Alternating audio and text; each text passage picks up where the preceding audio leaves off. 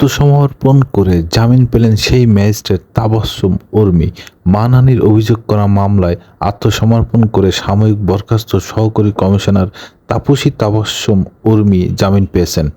বৃহস্পতিবার ঢাকার metropolitan magistrate Mohammad Imran আহমেদের আদালত শুনানি শেষে এই জামিন মঞ্জুর করেন।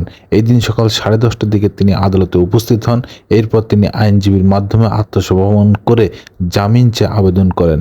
অন্যদিকে বাদীপক্ষ জামিনের বিরোধিতা করেন। উভয় পক্ষের শুনানি শেষে আদালত তার জামিন মঞ্জুর করেন।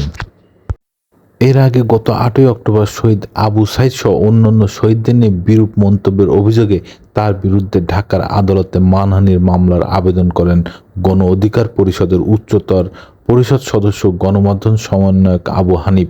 এরপর ঢাকার মেট্রোপলিটন ম্যাজিস্ট্রেট জাকির হোসেনের আদালত বাদীর জবানবন্দি রেকর্ড করে এবং পর্যালোচনা শেষে 28শে নভেম্বর তাকে আদালতে হাজির হতে সমন জারি করেন।